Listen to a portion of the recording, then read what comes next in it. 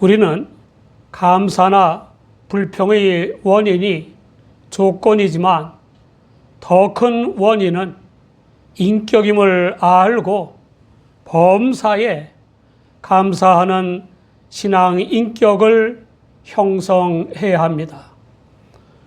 범사에 감사하게 하는 가장 큰 감사거리는 하나님의 새 언약이신 예수 그리스도이십니다.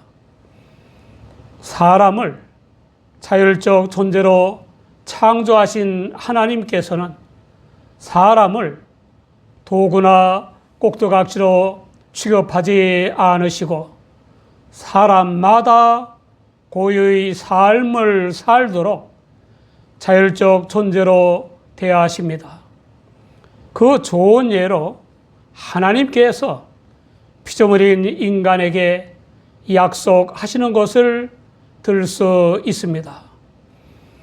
이 약속의 의미는 약속이 맺어진 때도 아니고 약속이 성취된 때도 아닙니다.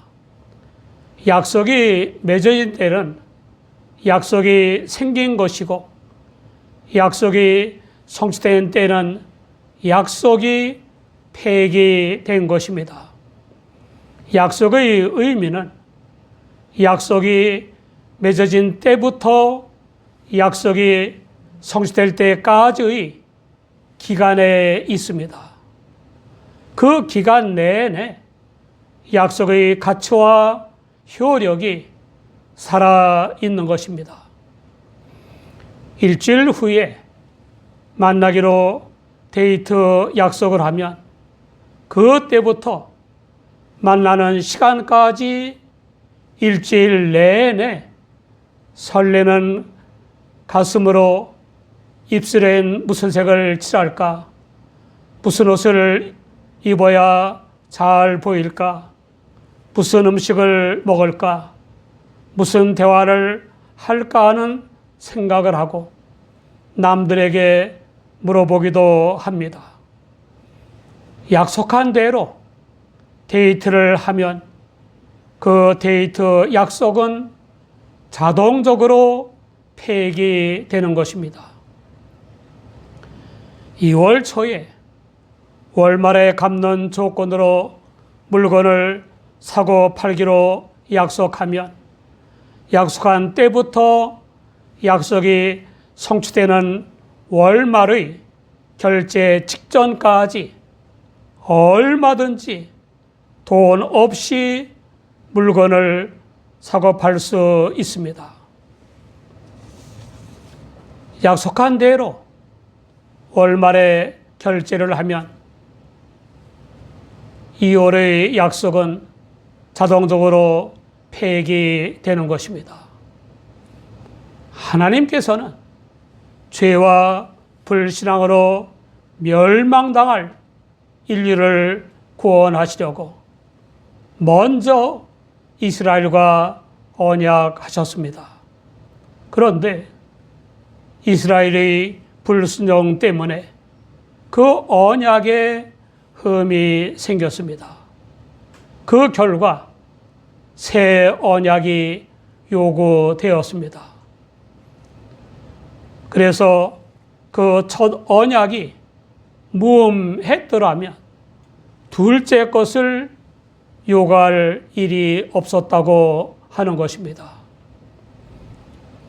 첫 언약인 구약의 제사장들이 온전하지 못하고 율법이 온전하지 못하기 때문에 새 제사장과 새 언약이 생길 필요가 있었습니다.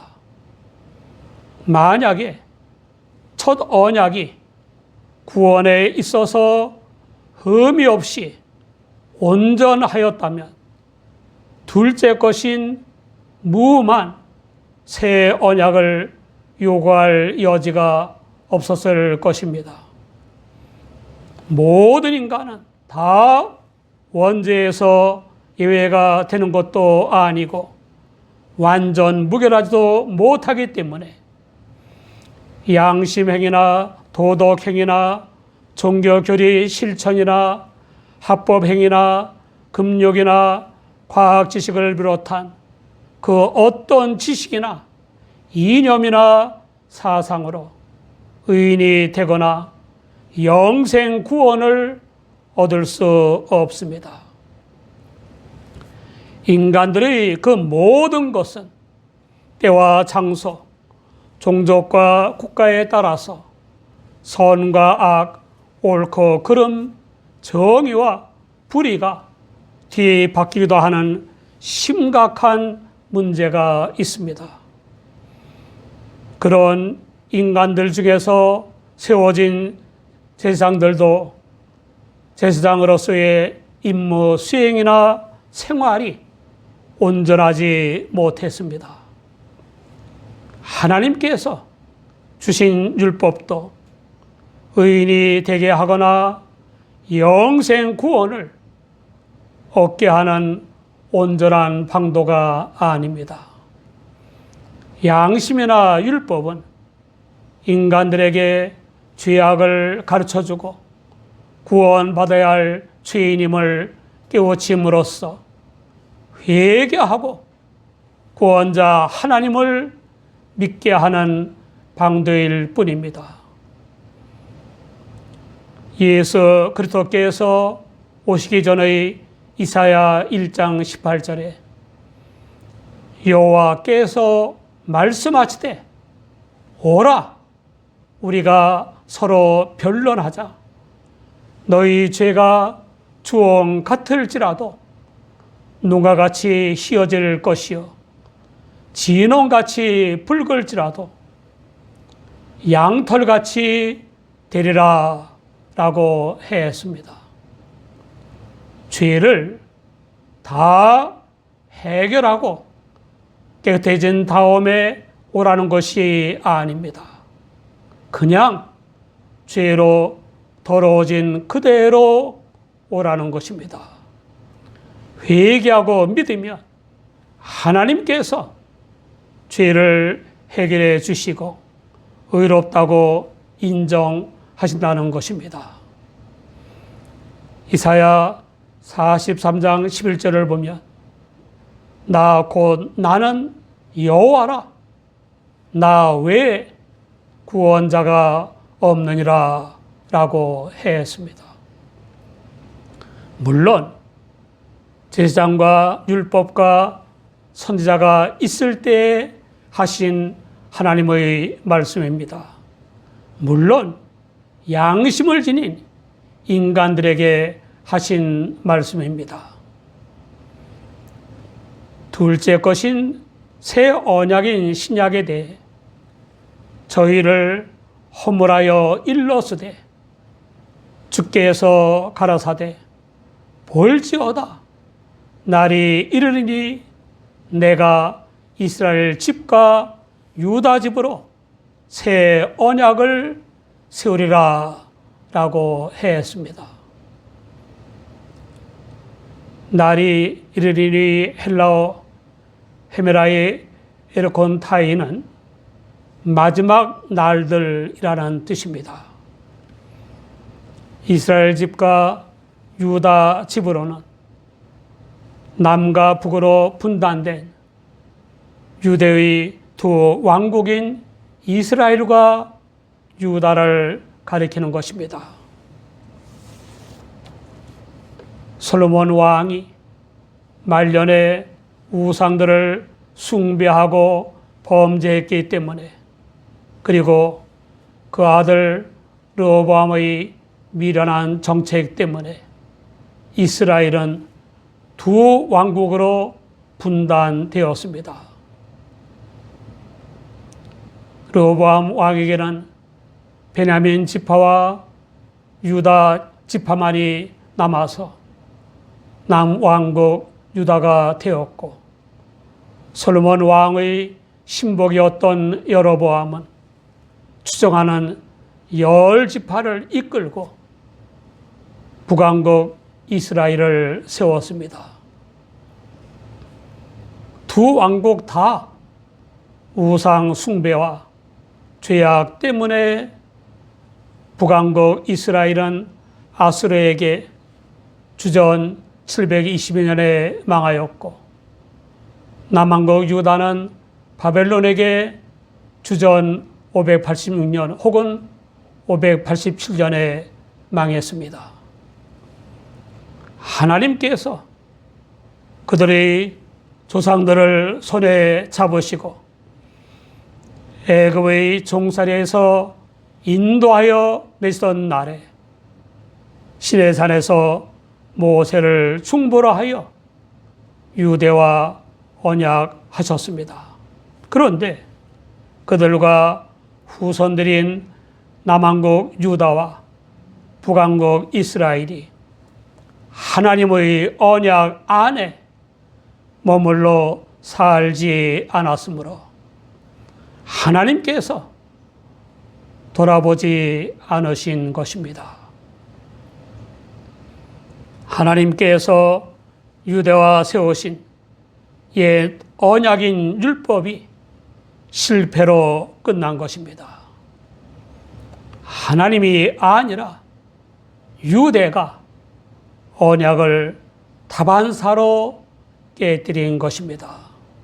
그렇게 유대는 하나님의 은혜와 복을 차버렸습니다.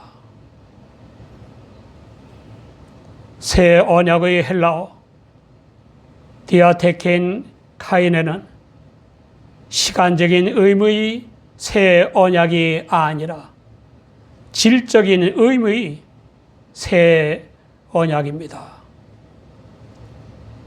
새 언약인 신약은 첫 언약인 구약과 다른 중요한 특징이 있습니다. 첫째, 예레미야를 통해 예언된 신약은 장차 도래할 은혜와 축복의 시대에 관한 것입니다. 그리스도의 강림의 은혜와 그의 복음을 믿어 구원받는 은혜와 복을 약속하는 것입니다. 둘째, 신약 곧 하나님의 법은 돌판에 새긴 문자로 된 것이 아니라 사람들의 생각에 두고 마음에 기록된 영적인 것입니다. 그 골자는 나는 저희에게 하나님이 되고 저희는 내게 백성이 되리라입니다. 이 새 언약은 하나님의 약속을 조차 성육하신 그리스도의 구원 사역과 성령의 역사로 인한 사람들의 믿음에 의해 성취되는 것입니다. 로마서 11장 26절 이하에 그리하여 온 이스라엘이 구원을 얻으리라 기록된 바 구원자가 시온에서 오사 야곱에게서 경건치 않은 것을 돌이키시겠고 내가 저희 죄를 없이 할 때에 저희에게 이루어질 내 언약이 이것이라 함과 같으니라 라고 했습니다. 그리스도를 믿어 죄 사함과 성결한 삶과 영생을 얻은 성도들에게는 각종 은혜와 복이 따릅니다. 로마서 8장 32절을 보면 자기 아들을 아끼지 아니하시고 우리 모든 사람을 위하여 내어주시니까 어찌 그 아들과 함께 모든 것을 우리에게 은사로 주지 아니하시겠느냐 라고 했습니다. 셋째, 신약은 실패로 끝난 옛 구약과 다릅니다. 로마서 3장 20절 이하를 보면 바울 사도는 그러므로 율법의 행위로 그의 앞에 의롭다 하심을 얻을 육체가 없나니 율법으로는 죄를 깨달음이니라. 이제는 율법 외에 하나님의 한 의가 나타났으니 율법과 선자들에게 증거를 받은 것이라. 곧 예수 그리스도를 믿음으로 말미암아 모든 믿는 자에게 미치는 하나님의 의인이 차별이 없느니라 라고 했습니다. 넷째, 돌판에 새긴 율법인 구약이 문자적인 것이요 잠정적인 것인데 비해 사람의 생각과 마음에 새긴 법인 신약은 영적인 것이요 항구적인 것입니다. 또 구약은 외적이며 형식적인 것에 비해 신약은 내적이며 인격적인 것입니다. 다섯째, 신약은 유대인들에게 세운 구약과 달리 모든 사람들에게 세우신 것이며 따라서 모든 사람이 하나님을 알게 되는 것입니다. 각각 자기 나라 사람과 각각 자기 형제를 가르쳐 이르기를 주를 알라 하지 아니할 것은 저희가 작은 자로부터 큰 자까지 다 나를 알미니라. 신약의 체제 아래서는 하나님 혹은 하나님의 구원의 뜻이 구약의 체제 아래서보다 훨씬 더 광범위하고 분명하게 계시되는 것입니다. 모든 사람이 하나님을 안다는 것은 성령을 통해 성육하신 예수 그리스도가 하나님이심을 알게 된다는 뜻입니다. 여섯째, 신약은 죄인과 불의한 자에 대해 징벌하고 심판하는 구약과 달리 그들의 죄악을 용서해 주는 것입니다. 내가 저희 불의를 긍휼히 여기고 저희 죄를 다시 기억하지 아니하리라. 어떠한 죄인이든 불의한 자이든 간에 속죄 제물이 되시는 그리스도를 믿으면 의롭다 하심을 얻는 것입니다. 이와 같은 신약인 새 언약은 구약인 첫 언약이 없어질 날 가지고 쇠하는 것임을 보여주는 것입니다. 사랑하는 여러분, 얼마나 감사합니까? 우리는 없어질 날 가지고 쇠하는 첫 언약인 율법 시대가 아니라 새 언약인 그리스도의 강림과 그의 복음의 시대에 살고 있습니다.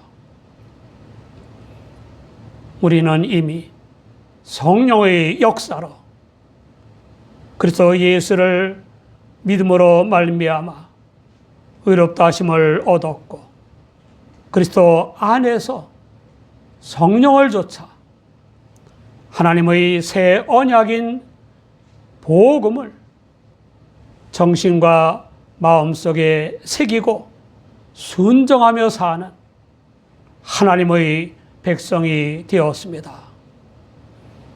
로마서 8장 32절을 보면 자기 아들을 아끼지 아니하시고 우리 모든 사람을 위하여 내어주시니까 어찌 그 아들과 함께 모든 것을 우리에게 은사로 주지 아니하시겠느냐 라고 했습니다. 우리 모두